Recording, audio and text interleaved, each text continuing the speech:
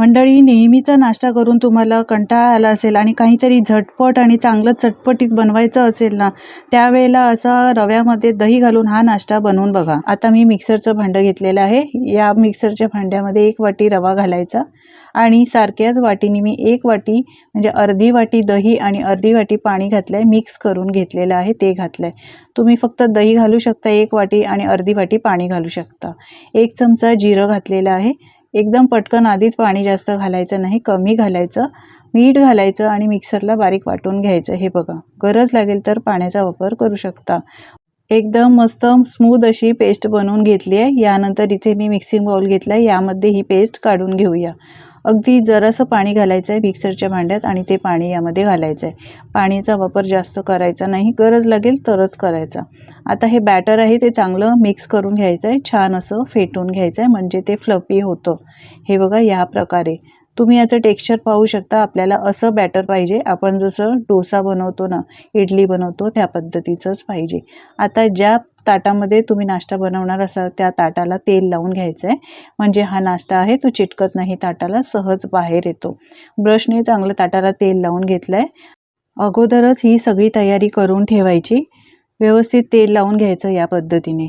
आता इथे गॅसवर सुद्धा मी पाणी गरम करायला आधीच ठेवलेलं आहे. पाणीसुद्धा आधीच गरम करायला ठेवायचं. आता यामध्ये बॅटरमध्ये आपल्याला एक इनोचं पॅकेट फोडून घालायचं आहे. पॅकेट फोडून घातल्यानंतर इनोचं थोडंसं पाणी घालायचं ॲक्टिवेट होण्यासाठी आणि एकाच डायरेक्शनने असं चांगलं मिक्स करून घ्यायचं आहे, जास्तसुद्धा मिक्स करायचं नाही. हे बघा, हे बॅटर आपलं आता तयार झालेलं आहे. इनो घालण्यापूर्वीच ताटाला तेल लावायचं, पाणीसुद्धा आधीच गरम करून ठेवायचं आहे. इनो घातल्यानंतर आपण पुढची तयारी करूया. तर ताटाला ज्या तेल लावलं होतं त्यामध्ये पटकन हे मिश्रण सगळं घालायचं आहे. जास्त वेळ लावायचं नाही. इनो घातल्यानंतर बराच वेळ हे मिश्रण असंच ठेवायचं नाही, नाहीतर हा आपला नाश्ता आहे तो चांगला सॉफ्ट मऊसूत बनत नाही.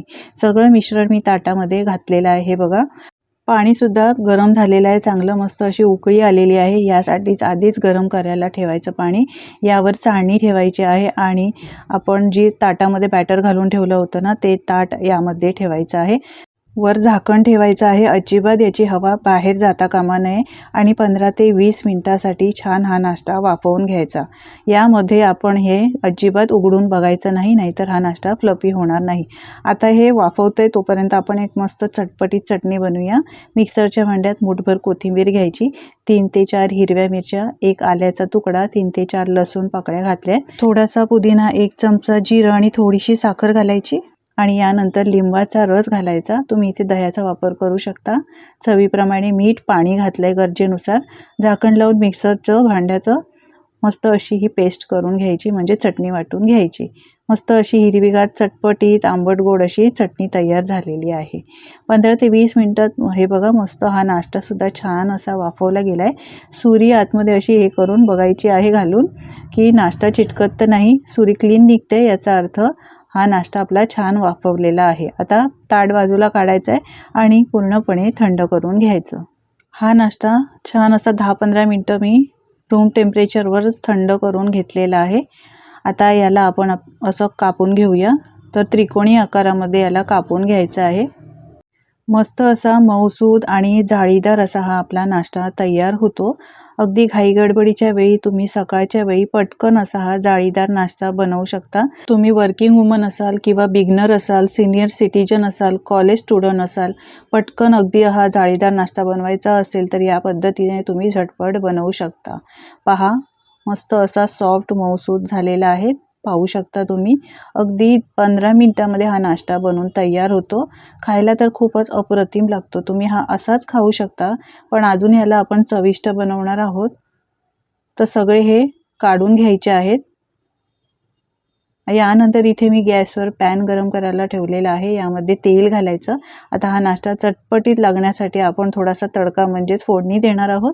यासाठी जिरं घालायचं आहे. गॅसची फ्लेम एकदम स्लो ठेवलेली आहे. जिरं बघा मस्त भाजलं गेलेलं आहे, तळलं गेलेलं आहे. या तेलामध्ये थोडंसं असं पसरून घ्यायचं. यानंतर इथे मी वापरते पेरी पेरी मसाला. तुमच्याकडे पेरी पेरी मसाला नसेल तर तुम्ही इथे लाल मिरची पावडर किंवा पावभाजी मसाला किंवा सांबार मसाल्याचा वापर करू शकता. बारीक चिरलेली कोथिंबीर घालायची. पेरी पेरी मसाल्यामुळे ना थोडासा चटपटीतपणा असतो, म्हणून मी हा घातलेला आहे. कोथिंबीर घालून असं व्यवस्थित मिक्स करून पसरवून घ्यायचं आहे आणि आपण जो नाश्ता बनवला आहे ना तो असा पॅनवर ठेवायचा आहे.